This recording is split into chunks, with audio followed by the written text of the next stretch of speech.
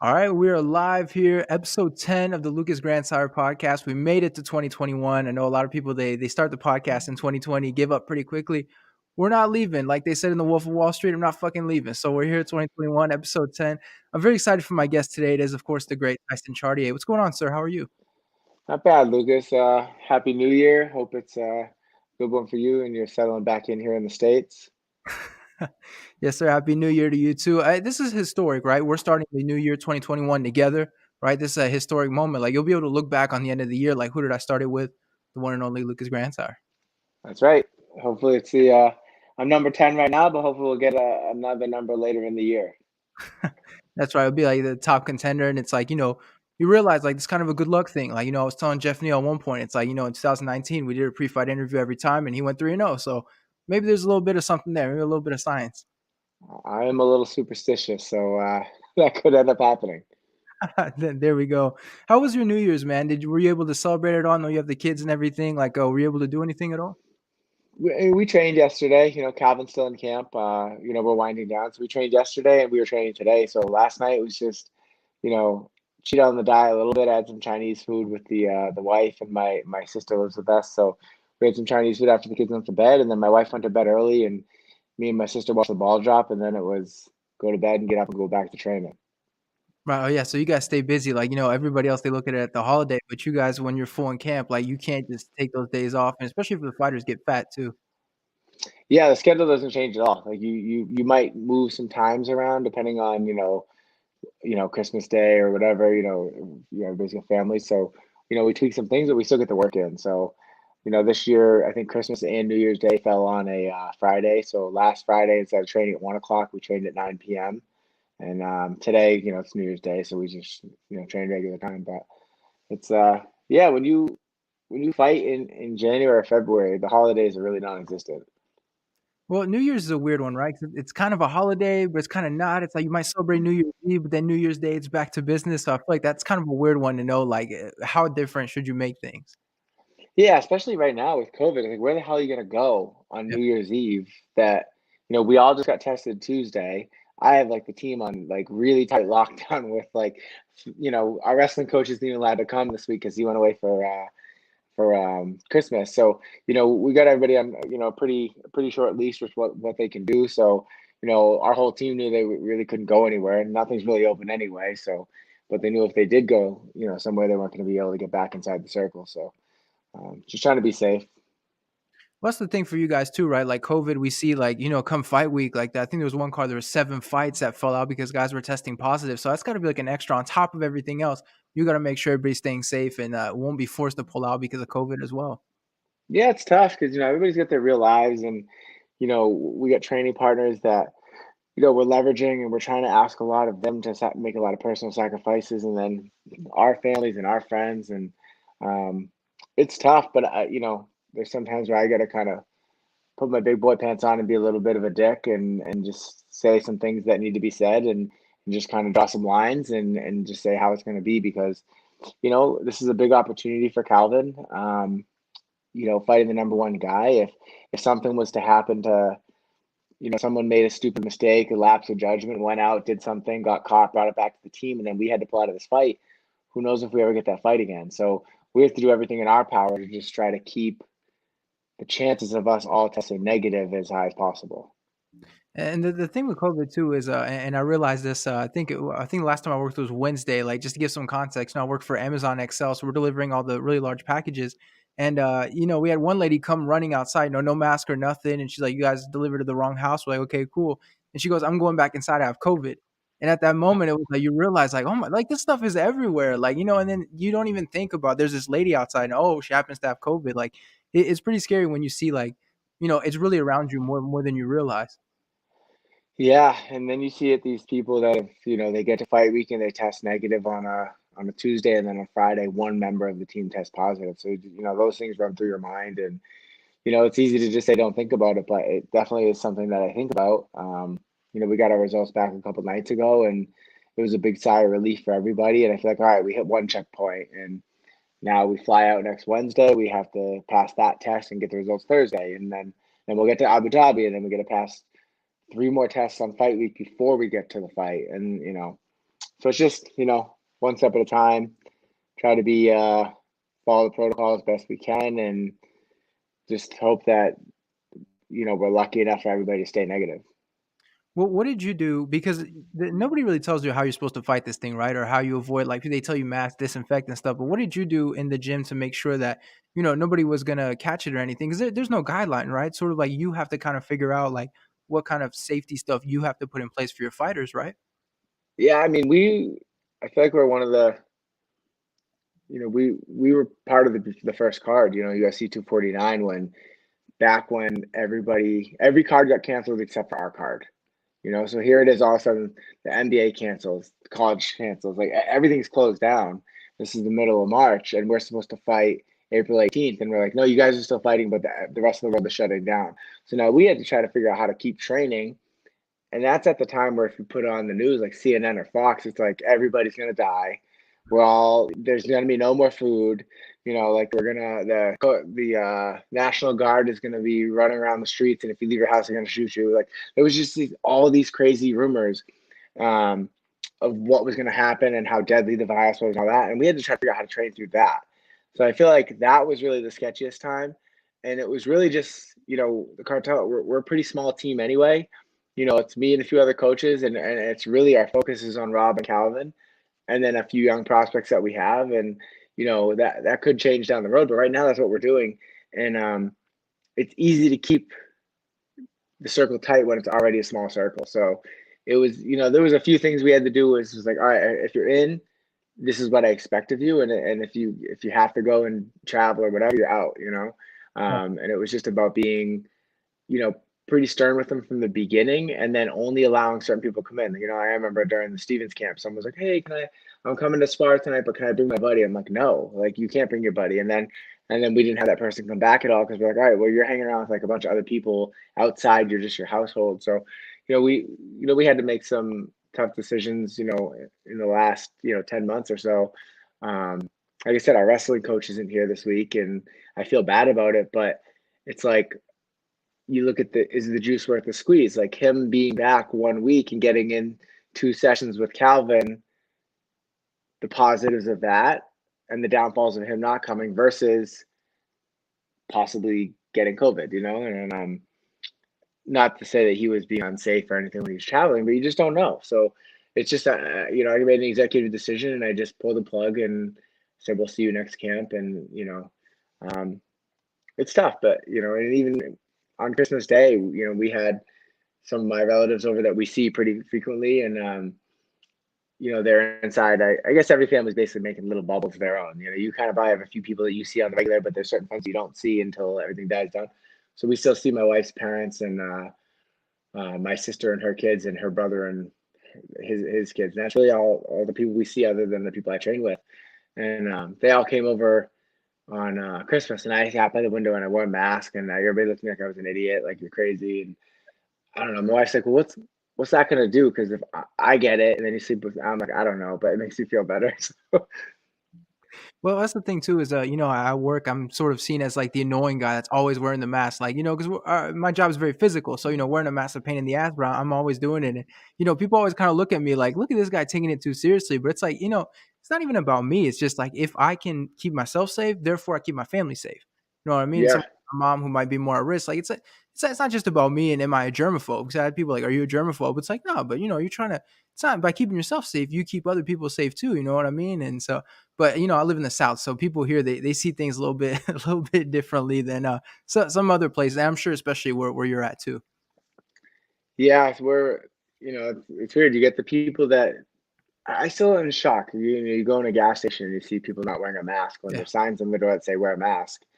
So it's just I don't know. I feel like that's probably at this point more of an IQ thing than it is a germaphobe thing. It's probably just yeah, like, just wear the freaking mask, follow the rules. Like you're not making a political statement. You're just making people uncomfortable. yeah. Um, if you don't have a mask, don't go in. But I just feel like you know, I I'm obviously not a scientist. I don't really know how the disease works like a doctor would or anything like that. And then even if you research it, you hear conflicting data. And so I just whatever the rules are, I follow them. And I probably sanitize my hands 30 times a day. Every time I get out of my car, I sanitize my hands when I get back in, and Yeah, yeah. I just makes me feel better. I don't know if it's helping, but it's what I do. Well, that's the thing, man. And then you people are like, "Oh, you're scared or whatever," or "Are you gonna wear a mask because the government tells you to?" It's like it's not even that deep. Like it's just I wear a mask because you want to stay safe. Like if someone tells you all you have to do is wear this little thing, you keep yourself much safer. Then if you didn't, then what's the big deal about it? You know what I mean? Like people turn it into more than it is. Like, oh, you're a sheep. It's like no, I just don't want to have COVID. I want to pass to other people. It's crazy. It's crazy how some people see it and turn it into more than it really is. Yeah, and from my point of view is like I need to be able to look Calvin in the eye and tell him that I've done everything I can to be responsible, to do my part to make sure that he still gets the opportunity to fight Max Holloway. Yeah, And I don't know how I'd be able to, you know, live with myself if I was to be careless, to have fun one day, or just to be lazy to not either wear the mask or just not wash my hands or whatever. And I was to be the one that brought it back into the team. I'd feel like kind of a dick. Well, obviously I'd feel like a real big dick. yeah, Um, I just I don't know how you come back from that. Like obviously some of it's unavoidable. Accidents happen. The virus is going to work how it works, but I can look him in the eye every session and have him know that like I'm taking it serious and I'm doing my part to try to not bring it back to the team. So um, I feel like we all probably sleep a little bit better at night if we're all doing that, especially on the team. And um, it's tough. Like right now, our jujitsu coach is coming to practice and standing outside the cage wearing a mask and not going anywhere near us just for the last week until we leave, just to be safe, because he's got access to some other people that we don't. And we're just I don't know if it's going to make a difference, but it makes me feel better. So yeah. it's kind of what we're doing. So I don't know, Well, man. I just want it to be over with. yeah, exactly. But I think a big example too is like Rob Font. Like, he gets this huge win over Marlon Moraes. But if during fight week he had gotten COVID and had to pull out of the fight because you felt like going into a gas station and making a political statement, all of a sudden this huge opportunity he got, like you might not get it anymore. And it's just crazy how it's all these little facts, especially in the fight game. Like everybody acts like everything's guaranteed. Like you could be set to fight a big contender, fight falls through, and you're fighting someone no one's ever heard of on the prelims. It's crazy how quickly everything can happen in the fight game.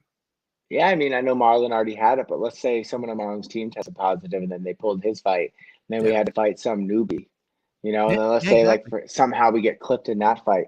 Now, just because someone was careless, we go from beating the number 3 guy in the world, which puts us at the number 5, to maybe losing against a guy no one's ever heard of, and we're not even ranked anymore. So it's like, there's obviously there's a lot of skill and there's a lot of hard work in the sport, but there is an element of luck too, Yeah. and it's just, yeah, the whole thing's wild, man. It's like I just want it to be over with because it stresses me out like so much. My wife was ripping on me the other day, telling me I was. She's like, I feel like you're in such a good mood today. I'm like, yeah, because we got our COVID results back, so I feel like a little bit of relief. We had just been to Vegas for Rob's fight. We all flew back, and it's like you look around on those planes and you're like, well, this person's in front of me. On the way out to Rob's fight, there was some guy just sleeping with his mask below his chin the whole time, and I'm just like, what? You're sitting right near me. It's like I don't know. It's makes you want to slap some people, but I don't know what that would accomplish. Because then you probably Uh, get COVID by slapping them. So yeah, exactly. Now the flights are a weird one, right? Because I went from when I moved back to the United States, I think that was in August. I went, flew from France all the way back to North Carolina. It's like three different planes, and then you're seeing people who you have to wear the mask the whole time. You see the people that take it seriously and the people that don't. Or the weird thing is like you're allowed to take it off to eat and drink, and then you look at it and it's like, wait a minute, am I putting myself at risk? If I want to eat some cheese, it's on an airplane. No, it's a very stressful thing. Flying sucks. It's boring and it's all that stuff. And then on top of it, you have to think like my nose itches, like I have to be careful, I don't do something stupid. Like it's added so much extra stuff that didn't need to be there in the first place. dude, this is how anal I am. Like me and my wife were arguing about masks. Like she's not like an anti-masker or anything like that, but I was like, hey, we got to be responsible, and she's like, you're so crazy. But I was on the way to Abu Dhabi, back on the first Abu Dhabi, when Calvin fought Ige back in July. Yeah. We're on the way. Everybody's already been tested at home, tested in the hotel, quarantined after being tested, and then got on the plane that was only people were from inside the bubble that had already been tested twice. Yeah. We still were supposed to wear our masks on the plane the whole flight, and it was 16-hour flight, and you could like lay down and sleep or whatever. I slept in my mask. But then I wake up like, man, sleeping in a mask sucks. I wake up, nobody. I'm looking around, everybody's got their mask on, they're just sleeping. I'm just like, why am I the anal one, you know? But Right. I don't know, man. It's just I'm a rule follower, I guess. So you are going back to Abu Dhabi. Do you like the experience? I know, like, it seems cool from the outside, right? You have a lot of, I mean, luxurious stuff, right? The airplane, the hotel. But talk to a lot of fighters who said like the downside is it's super boring. They're like, during fight week, all we do is wait to train, wait to do stuff. Like it sounds like it's cool, but at the same time, it's very boring too. The cool thing is that you get to go with, Calvin's the main event, so he gets four corners. So I get to go with four of my buddies on a bro trip where we get to fist fight someone at the end on TV. Like that's Yeah. cool, but it is really boring. I'm gonna be gone Yeah. 16 nights, right? So we leave on Wednesday the 6th. We fly to Vegas. We get tested. We sit in the hotel room all day on the 7th until we get our result back. Once we get our result back, they'll let us go in the parking lot. So then you can leave your little hotel room, go in the parking lot and like jog or whatever you want to do, order your Uber Eats and all that. And then on 6 a.m. on Saturday or on Friday the 8th, we're gonna fly out on a charter. But it's cool for the fighters. They get to sit in like business class and they get to lay down and all this stuff. The coaches sit in economy. I'm in the back like with the regular people, but they Yeah. do give you like three or four of your own seats, so you get to lay down. So I don't complain about it. It's cool. I get to shut my phone off, not listen to kids cry. I get to watch some movies, and I don't have to listen to my phone dinging. It's a little bit of a break. It's kind of like a 16-hour vacation. And then when you get there, you immediately get tested. They throw you in a room, and you're there for 24 straight hours. You can't leave. And then they call you. You go get another test, and then you're back in your room for 24 hours. And then after that, you're finally allowed to like leave the hotel, but only in this like little tiny bubble. So just imagine a hotel with a little path to the beach, and then a wall around all that. Like that's all you can do. And it's like maybe three different restaurants for food options. And after 2 days, that gets pretty tired. And there's not really much to do. Watch Netflix, do the team workout every day.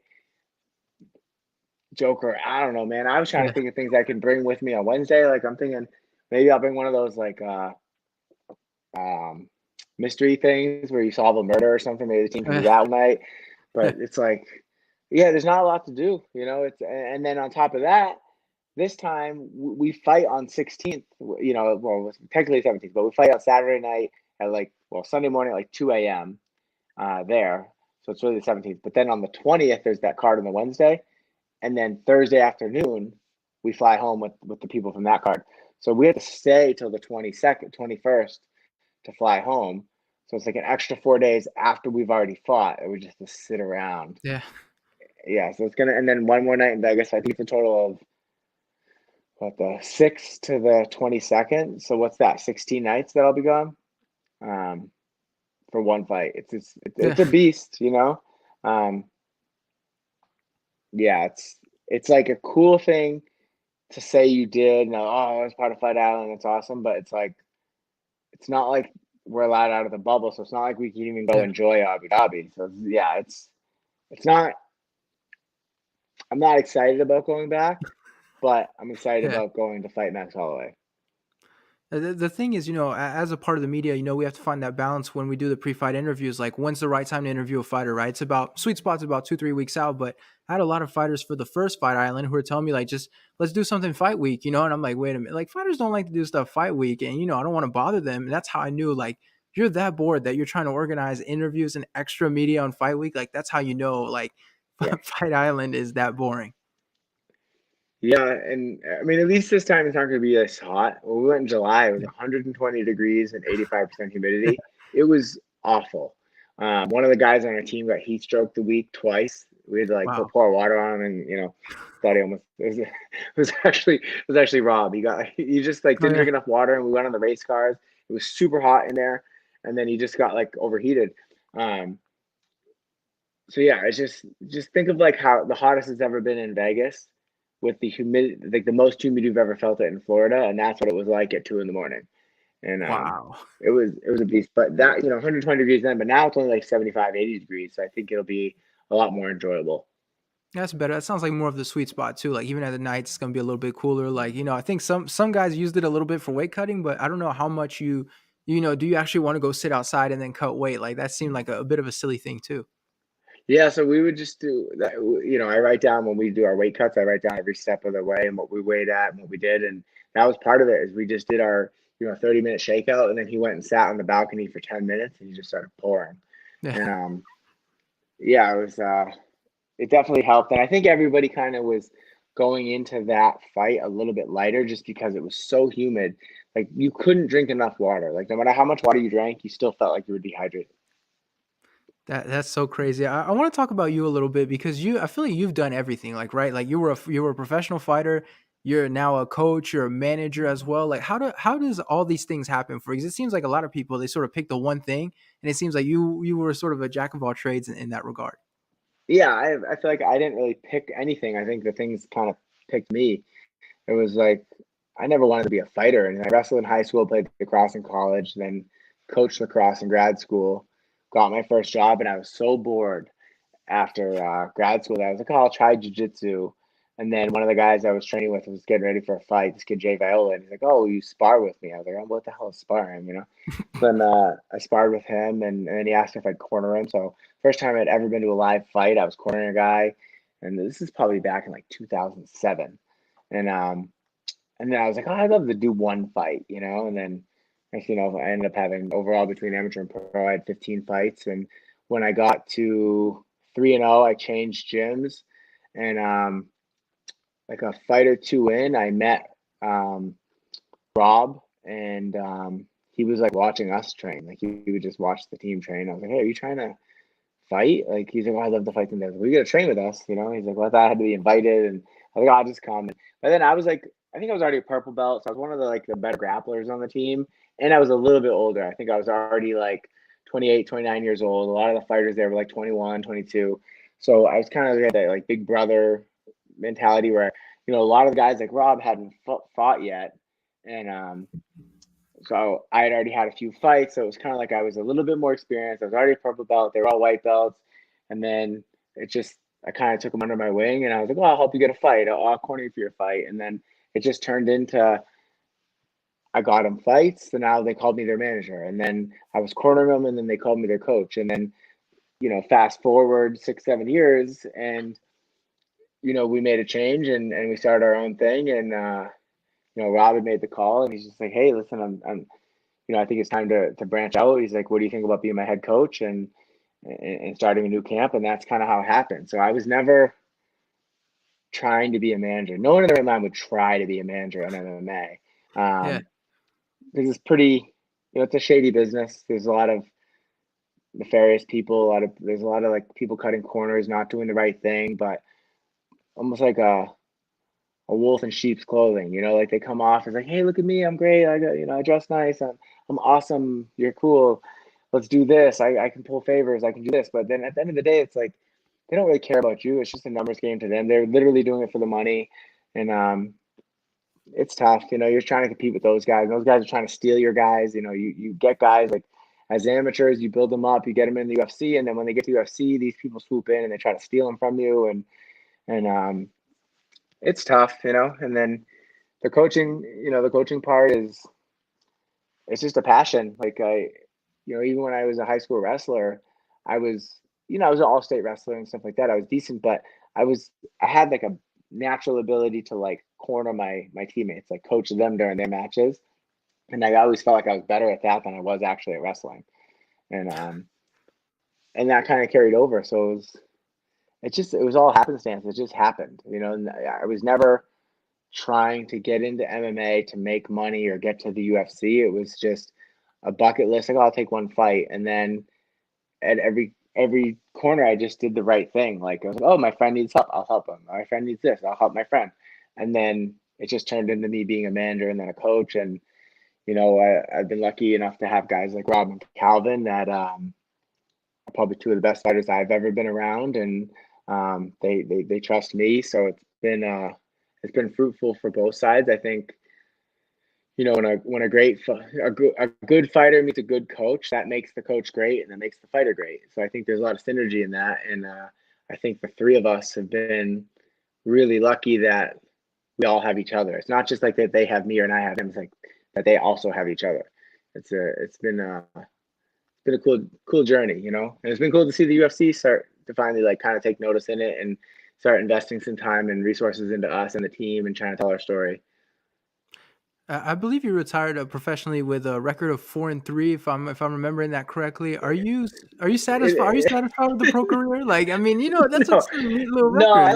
I lost to some turds. I never really beat anybody good. But my thing is when I was a pro, I was working at like Oracle. Like I was in tech sales. I was working a desk job, 9 a.m. to 6 p.m. every night with a freaking a quota and all that stuff. And it's like I'm working all the time in sales doing that and traveling and I'm trying to like be a professional athlete. Like it was like kind of a joke. Um, but I always say this, like I don't regret any of it. Like I'm still embarrassed by some of the ways I lost and some of the things I did, but all the stuff that I did, it's like made me better at being a coach and even better at being a manager because there's really not much that any of my fighters can come to me with and say like, oh, but you don't understand. It's like, well, I probably do understand. I've had fighters pull out at weigh-ins. I've had fighters pull out a week out. I've had, I think, out of my 15 fights, I only fought like three of the original opponents, and out of the 15 actual fights I had, I think I had like 30 fight camps. There was times where you go through a whole camp and then the fight gets scrapped and then you kind of move on to the next one. And I beat guys that I was supposed to lose to. I lost to guys that I was supposed to beat.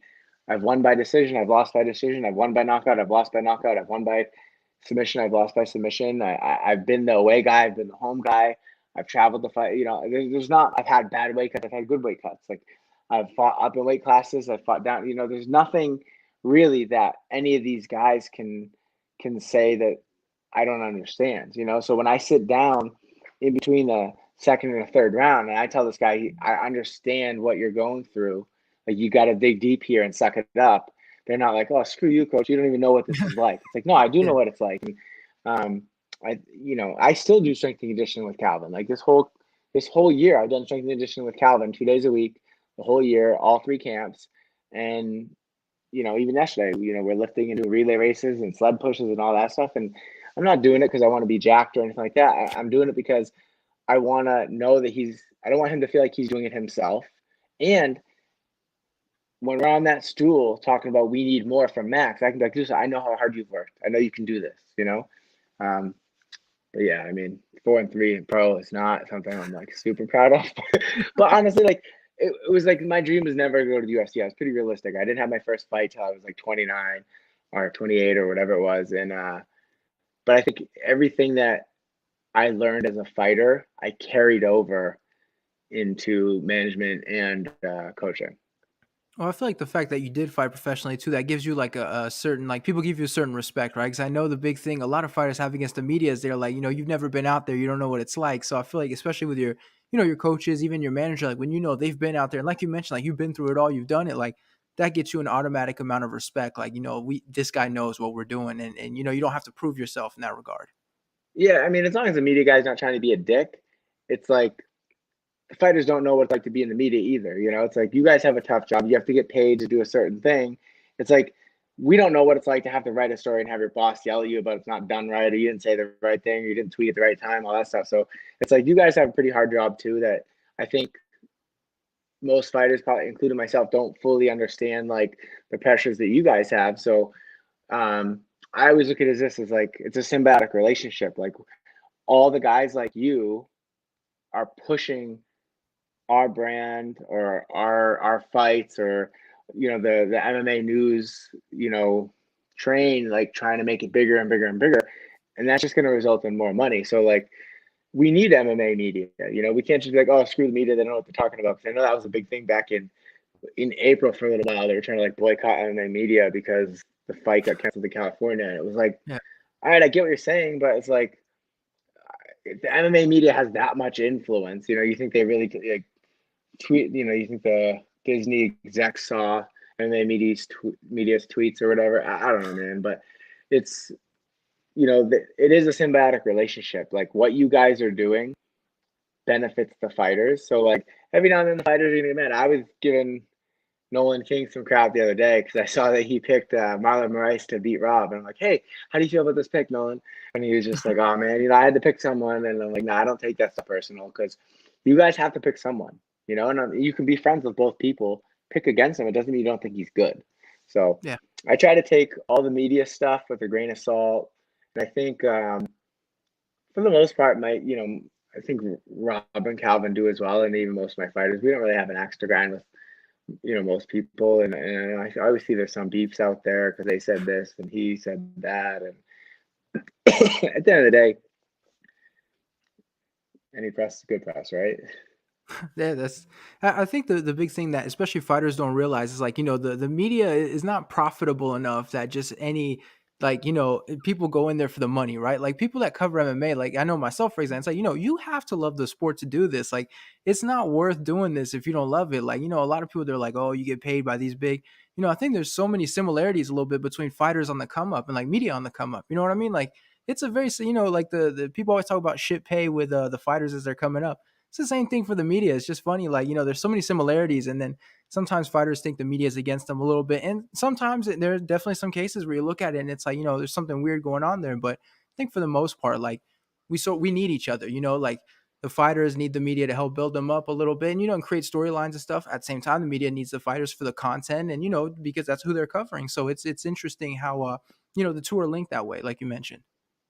Yeah, and I think just like anything, it kind of goes in waves where like these local fighters are gonna talk to the new media people, and then all of a sudden this local fighter becomes UFC champion. Well, he's boys with that media person because he was with him from the start, and he Yeah, kind of legitimizes that media guy. So now this guy that was like a nobody that was getting 10 views on each podcast or whatever it was, and it was kind of like maybe he's embarrassed or it was a grind, he felt stupid, it was silly. Now all of a sudden he's like getting the breaking news and he's getting all the big interviews at the right times, and then other people look at him as and the younger new media people look up to that person and say, hey, I want to be like Lucas someday, and like it's just and but that's how it goes. I mean, I remember James Lynch is a pretty popular guy now, and I remember when he first started, it was like he was interviewing local amateurs, and he was, you know, wasn't really in anybody, and now he's kind of a household name in the MMA world, and I'm sure Ariel Hawani was like that one day, and um, so everybody started somewhere, so it's you just got to keep all these guys got to keep grinding. You'll get your niche with the you kind of lock yourself. Like you said, you interviewed Jeff Neal 3 times. I'm sure that benefited you when he just had a main event, and so but you probably got to him early, right? And yeah. you'll grow with those guys. So like if Jeff Neal had won that fight and then he was possibly in a title fight, like I'm sure you'd be interviewing him for that title fight. Um, so that's just kind of how it goes, and it goes in like ebbs and flows. And I think it's plus it's like these guys don't want to sound, the UFC doesn't want these guys sounding stupid. You get a champion and he can't talk on the microphone, or he's like, you put a microphone in front of him, like where we're at with the fight on ABC. Colin's going to be on a major network again on ABC during the NFL playoffs. Can you imagine if he wasn't doing any interviews up to this point, and then they just Yeah. stuck a microphone in his face after, and he's like, "Hey, yeah," like he starts doing, I don't know what to do with my hands. Yeah, yeah, the Luke Rockhold, yeah. So yeah, so like there's value in all the interviews they do on the up. They help them sound better for the UFC. The UFC is putting out a better product. So, there's times where maybe the media and the UFC bicker or whatever, but like they need you guys need them. We need you guys need us. We need the UFC needs us. Like it's all symbiotic, but every now and then people are gonna crab about it, but um it's all good problems in the end, right? Well, you do something interesting too with your management teams that you guys have a PR guy, right? Like I know there's a lot of managers they take care of the media themselves, or but you have a PR guy that when one of your fighters wins, like, we see the media tour they do, right? They'll go through like the junkies and maybe a smaller outlet, but some of the good size too, right? Like what was the decision to go the route of a PR guy and maybe not try to take care of that, the relationship with the media like yourself, for example? Well, it was the PR guy that made the decision for me. Oh, So back before I knew what the hell I was doing, Rob Font, here he was on the doorstep of the UFC, and I was just like, "Dude, I don't know anybody at the UFC. Like I'm not friends with the UFC. Like I I don't know how this works, you know? Yeah. And so we linked up with Charles McCarthy, who is, remember him? He fought in the UFC.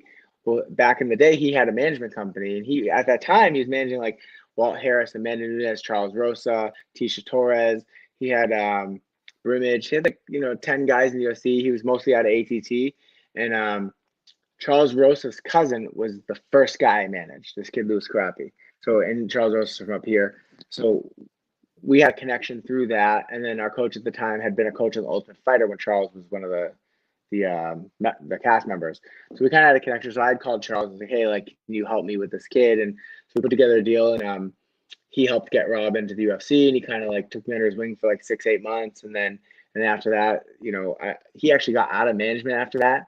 He took a little hiatus from MMA, and then I got Rob back to myself 100%, and then it was like I learned how to do it, but through him, I met Ed Cap because he was doing that for Ed Cap, and then for a while I was just kind of going solo dolo. Like I didn't have a name for my, there was no top game management. It was just I was slowly, managing these guys behind the scenes with no social media, no team name, nothing. And then Ed kept pushing me, and he was like, "Hey, listen, like you're doing the same things that all these other companies are doing. You're just not marketing it. Like and then the way he explained it to me, because I was like, I don't care about that. Like it's not about me. And he was like, but listen, like it's not about you. It's like about the fighters. He goes, the Yeah. fighters, you need to give the fighters a platform to like have some direction on the management side. And I was like, oh, yeah, that makes sense. So we came up with top game management. Brought him on as the publicist, and now he does all that. He handles all the social media and sets up all the interviews for the guys. And it really is like a thankless job because trying to get a hold of fighters is really hard, as you know. They're not super Yeah. responsive. They're not always super reliable. And he just keeps banging on those doors with the athletes. And sometimes if they're not being responsive, then I'll give them a nudge to help them. Yeah. And but yeah, so he's done all that, and I think it gives, and like I said, it gets back to the point I made before. I think it gives the younger fighters, even when they're amateurs coming up through, he starts getting them interviews. And then now, by the time they get to a seasoned pro and they got to go to the UFC, they're not like so stressed out when they go to the Contender Series. They've already been interviewed 100 times. It's not a big deal. They've done all the same interviews they're going to do for the Contender Series tour that they've already been doing for their local Yeah. fights. So nothing's different. Their camps are built around training, dieting, and PR. They already Yeah. have PR as part of it. Whereas if they weren't doing any interviews, then all of a sudden they get to the Contender Series, then all the people start reaching out saying, "Hey, I want to, get this interview, that interview." Then all of a sudden they're stressed about their schedule. They're adding this new element to their thing, and they're nervous being on camera. So Yeah. then they're anxious about the interview, and then that's something that's distracting them from thinking about the fight. So I just think it's overall something that's good for them to practice, and ultimately can make them more marketable. I know, I worked with Ed Cap, especially back in 2018. As the media guy, he was pitching me interviews. Not anymore. I guess something happened, but that's whatever that is. But back in 2018, it'd be like every day I'd wake up and I'd have like here are three names, boom, boom. You want to talk to them, and sometimes you'd have a contender, prospects, stuff like that. And it was great for, it was great for the fighters because I was with Flow Combat. So it's like if you were a prospect, it's a pretty good place to get your name out there.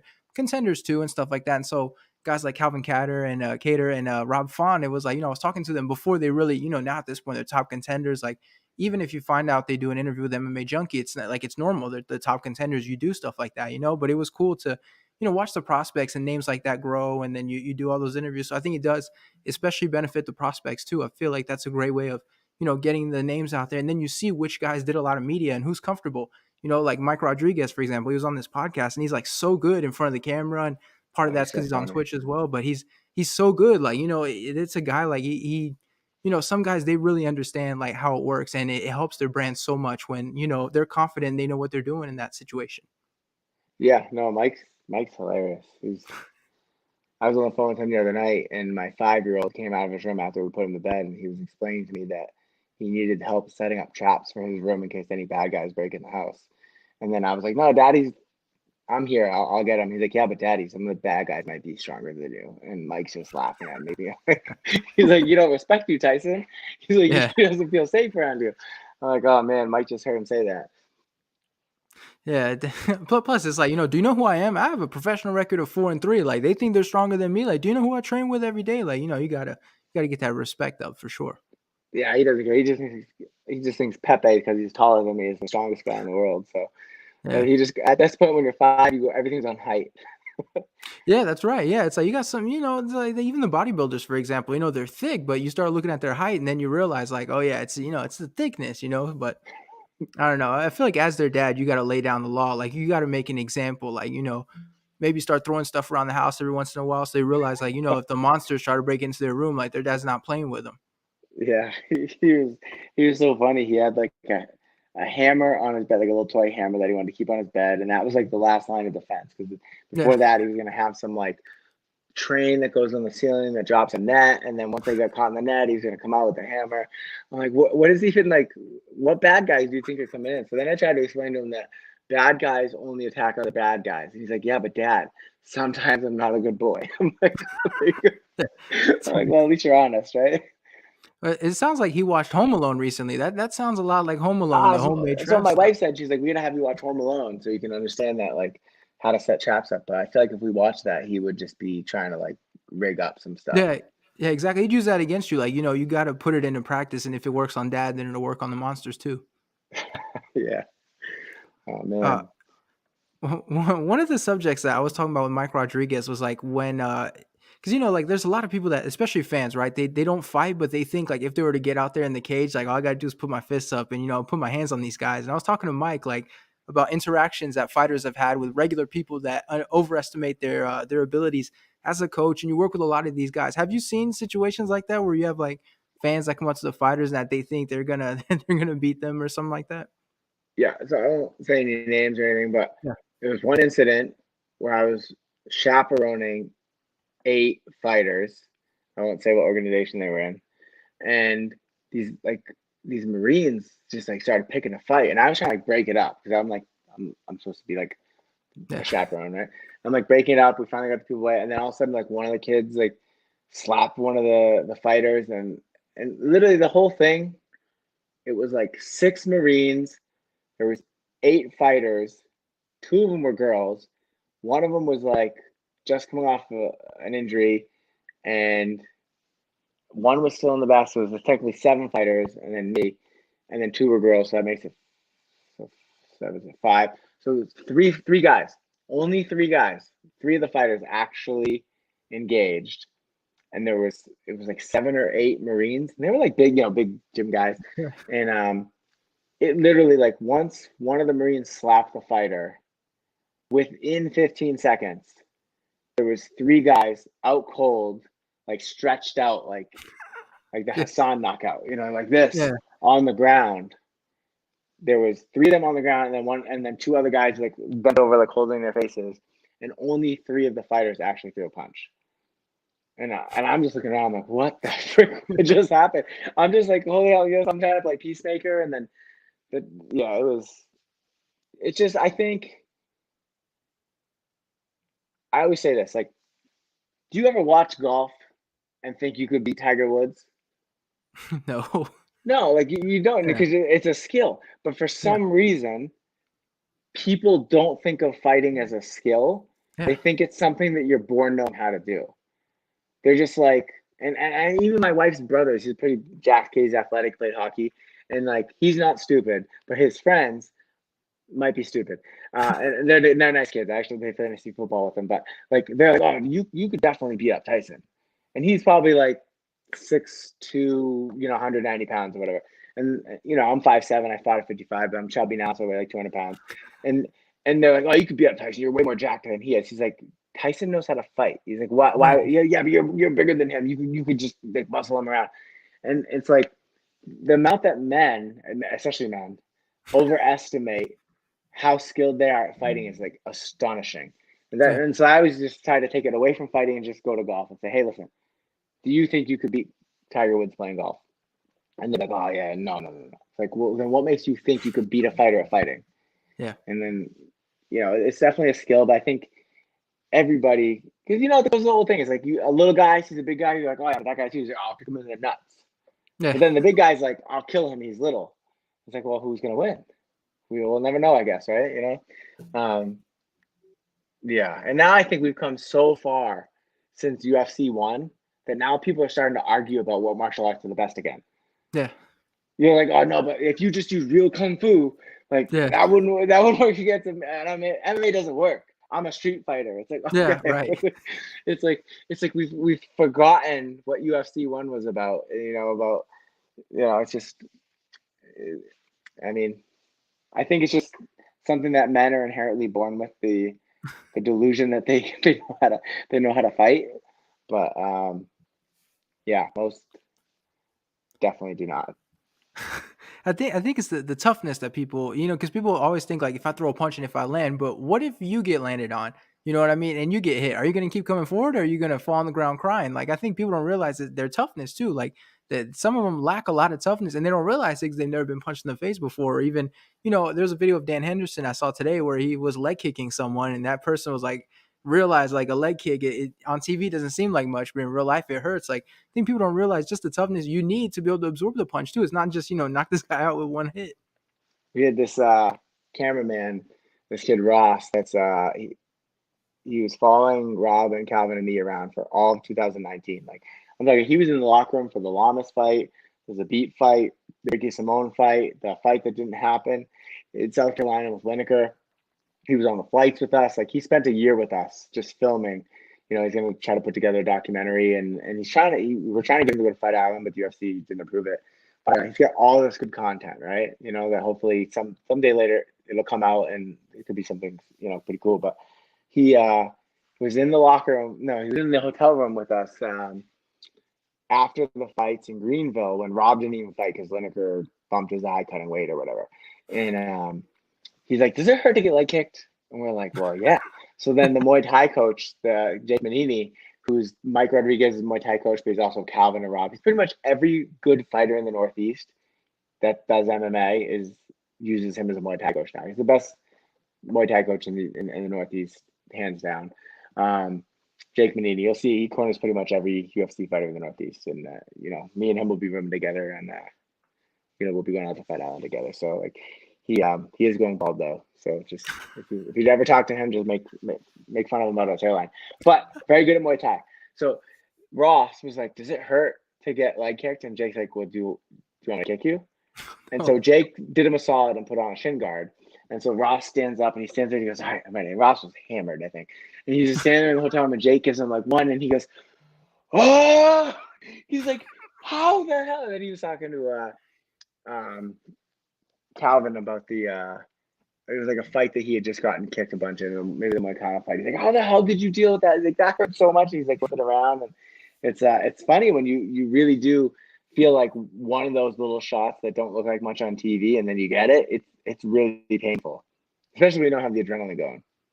I think the worst part too is that people don't realize, like, the fighters they try to check the kicks, right, and stuff like that. But these people, they're planting their feet or their foot, and they're just eating that shot. And it's like, especially coming from someone that knows how to throw a kick, like that's gonna hurt. Like we saw Kat Zingano, right? She was kicking the troops in the legs. Everybody thought they could eat it, and everybody was limping. It's like, I know it seems like nothing on TV, but these guys know what they're doing. You know what I mean? I feel like there is a lack of respect for the skill and even in the toughness and all that stuff for what these fighters do. Yeah, I think it's and I think just like anything, you see it so much that Yeah, you me kind of too. come numb to it. You see someone take leg kicks for 3 or 5 rounds over the years, and then you realize like, oh, it can't be that bad.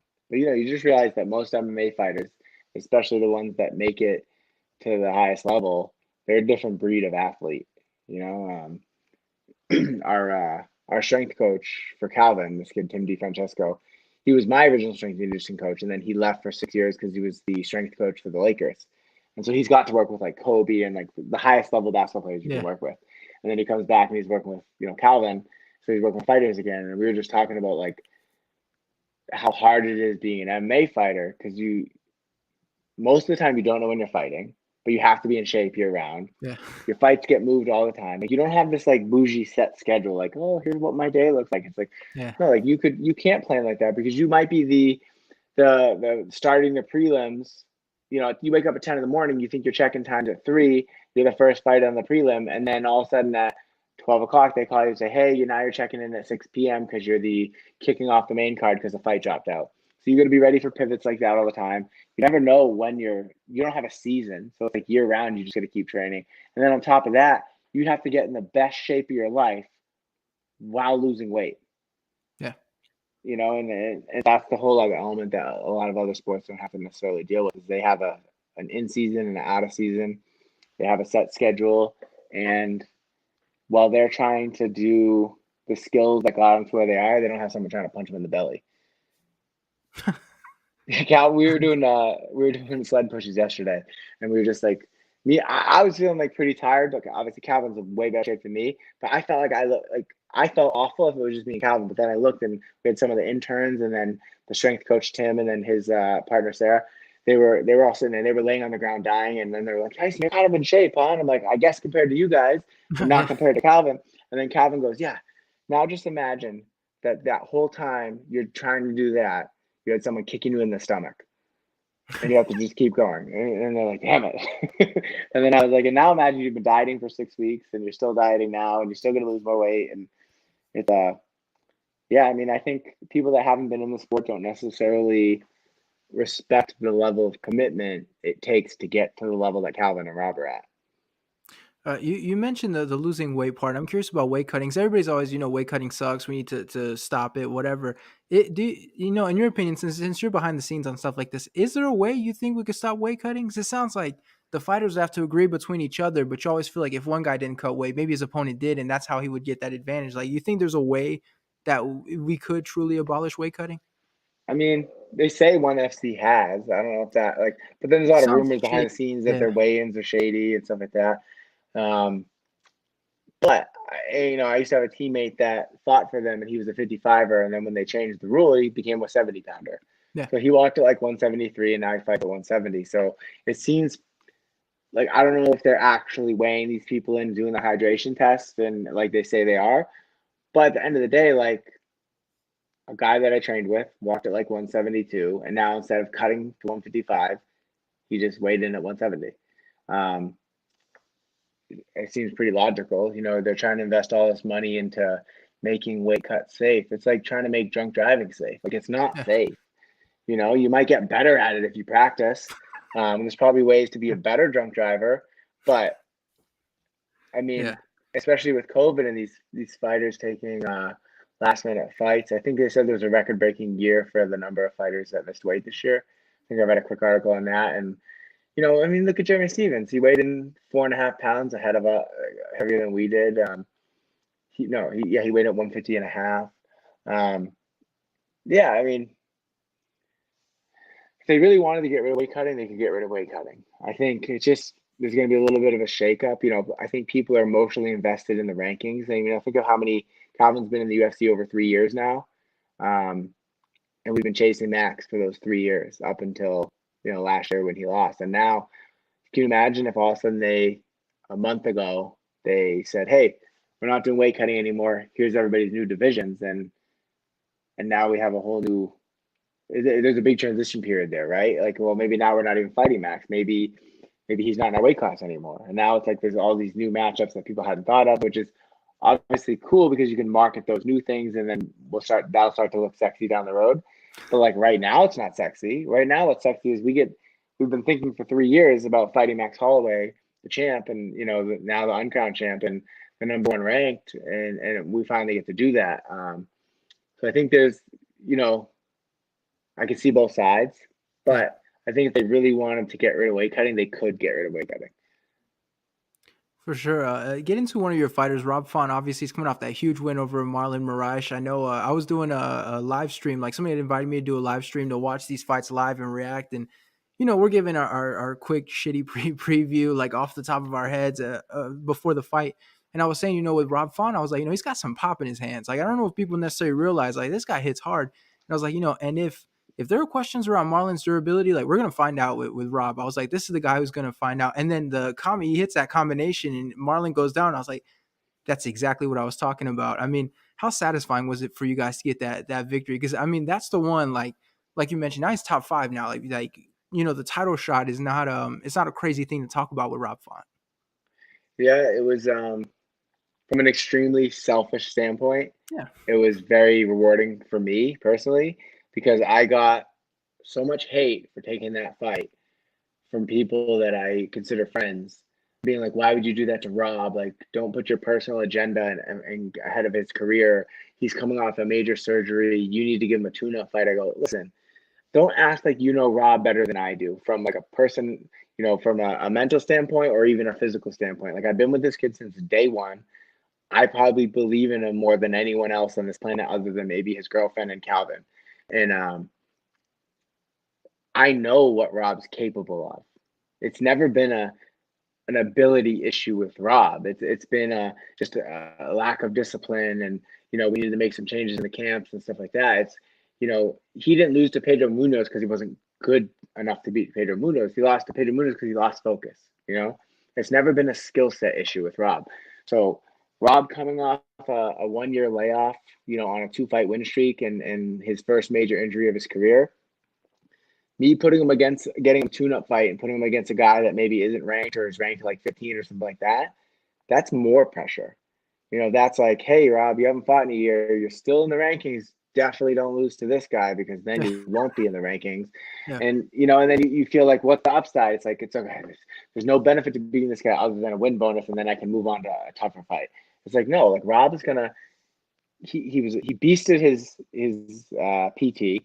He came back stronger than he was before he hurt his knee, and mentally, like we give him a fight like Marlon Moraes.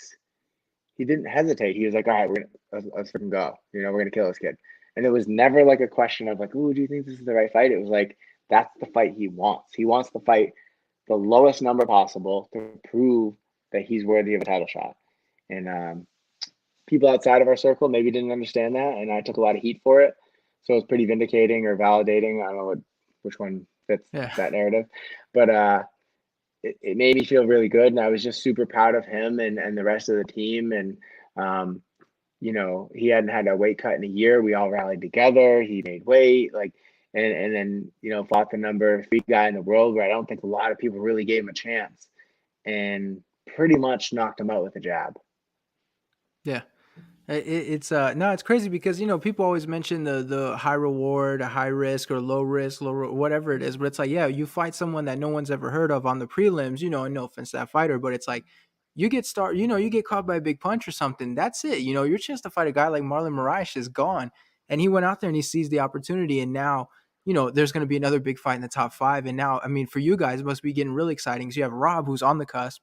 And then we know that with Calvin as well, with the fight with Max Holloway, it's like, if he goes out there, puts a stamp on Max Holloway, like you have 2 guys that are right there on the cusp of a title, and you can look back on that and be, proud of what you guys have accomplished in that time.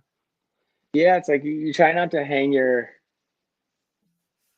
you know, tire success just to wins and losses, because like Yeah, I believe in what we're doing. I believe in how good these guys are, and I know the work they're putting in is worthy of getting the wins. It's yeah, just a crazy sport where anything can happen. But um, the UFC comes out, shoots a documentary on us to talk about a team on the rise. Rob's fighting Marlon Moraes, and then Calvin's gonna fight Max Holloway right after it. It's like there probably was a little pressure being like, all right, on fight week to fight Marlon Rice, they dropped this documentary about our team on the rise and how we're doing great. If Raw went out there and didn't win, then I think it puts, it's kind of like, oh, yeah, Jesus, how's that yeah, timing? And then, and then you have a lot of people being like, I told you so. And, all those, yeah. the experts. And then you have, probably a lot more pressure on Calvin going into the Max fight. But I think, it worked out great. It worked out how we thought it would, but we're just grateful that it did, because obviously anything can happen in the fight game. And I think it gives us tremendous momentum going into this fight on January 16th. Main event back at Fight Island, kicking off the week that Connor fights on ABC. After, almost a month of no fights, there's going to be a lot of eyes on it. And a lot of that attention is going to be on Calvin, obviously, and Max. But then part of that is, the cartel and the story behind like this whole team in New England that everybody kind of counted out, and now they're doing these things that everybody said we couldn't do in a way that everybody said we couldn't do it. And now all of a sudden people are kind of jumping on board, and it's it's definitely satisfying. Are you guys like one of those teams like you notice like We notice like with a lot of fighters, for example, no one will talk about them. They'll get a big win. All of a sudden, they're getting interviewed by all the people that have never talked to them before, and people will talk about them and stuff like that. It's like, but you weren't there from the start. I'm sure you guys are noticing that too, right? Like the time where nobody was really talking to or paying attention to us, and now all of a sudden we're winning these big fights and everything, and now everybody wants to film a documentary. Media wants to talk to us way more than usual. Like I'm sure you guys must have noticed that a lot too at this point. Yeah, you definitely notice, but I mean, I think everybody only gets so many hours in the day, right? And you guys all have bosses, and no one's gonna do, no one's gonna do a documentary on a team that doesn't have people in the UFC, or like if they're not winning fights in the UFC, or Ariel Hawani's not bringing people on that are fighting for you know LFA undercards. Yeah, It's like you kind of got to understand how the pecking order works, and then how it goes, and then we always say it's like you earn the right to do that stuff. It's a privilege. It's not a right. It's not something that everybody gets to do, which makes those things that much more rewarding when you get there. But I think what sets us maybe, and I'm not speaking for other teams, but what possibly may set us apart from other people is like we don't forget the people that were with us from the beginning. The James Lynches and those guys that they were interviewing these guys when they were still fighting for the local scene. So like there's certain guys that Calvin will never say no to, even if it's like not the right time, because he's like, no, that guy was with me from the beginning. So like, we understand both sides. We understand that guys like Ariel Hawani, Luke Thomas, all those guys like Shab, they only have so many hours in the day. They're gonna go to what makes the most sense for them and their business. Um, there'll be a time where we'll be doing that stuff, and then but we're also gonna still make time for the people that were there before all these people. for sure. But before we wrap things up, though, we have the big fight coming up with Kattar and Holloway. You're going to be asked this a million times if you haven't already, and you're going to be speaking about it a lot. But I feel like it's only right to end it this way. But do you have an official prediction for that fight? Yeah, I mean, obviously we're gonna win. We're gonna be ranked number one, and then we're gonna fight for a title. Um, I, I think I said this a couple of times. Like, I really think we put him away in the second or the third round. I feel like our style just matches up well against him. I think a lot of people still aren't, so a little bit sleeping on Calvin, because he went 5 rounds with Ige. But Ige is just such a tough kid. Um, you can take a shot. We hit him clean some good times, and he's just tough. Obviously, Max is tough too, but I think Calvin's skill set is getting exponential, like increasing exponentially each camp. Like he's a guy that came to us 5 years ago and he was like 14-2, but he was still very green. He was just a tough, gritty kid who was athletic and knew how to box and but came from a wrestling background. And he would just beat you. And now he's beating you in different ways. You saw he knocked out what's his face, Stevens with the elbow. He landed a flying knee against Ige. He used a little bit of his wrestling against Ige.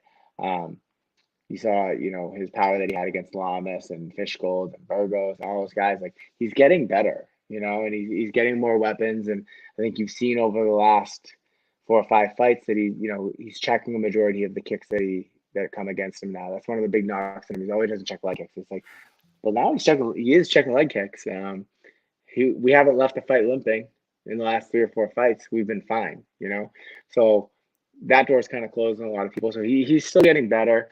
Jake, the Muay Thai coach, is getting all those Muay Thai weapons sharper. That Stevens knockout was not an accident. Jake's got rounds and rounds and rounds of footage on his phone of him working on elbows with Calvin, just like that. So these aren't happening on accident. This is all planned. This is all stuff that we say, hey, he's not good at this. We need to work on this. We need to build this triggers. And he just keeps getting more and more triggers as each fight that we get into. And I just feel like it comes to this is we're fighting Max Holloway. You could argue that he won his last fight, that he should still be the champion, but reality is he's right now he's not the champion. He's number one. We beat him. We deserve a title shot. And I just think that our skill set lines up very well with his skill set. It's going to come down to us just being disciplined and engaging. We can't let him bully us. We can't just run. Um, it's not about defense in this fight. It's about output. And I don't think if we match Max Holloway shot for shot, there's no way he stays standing. All right. Before we end this podcast, though, I always like to let the guests, because you guys have social media, you have your gym, your fighters, that stuff. If you have anyone you want to shout out, anything you want to plug, now would be the time. No, just we appreciate everybody that's been supporting what the cartel has been doing. You can go to newenglandcartel.com. We got a bunch of swag. We've actually been selling quite a bit of it, which is pretty surprising. Not surprising because it's cool, but I just more than I thought. Like, so the support's been awesome. So newenglandcartel.com.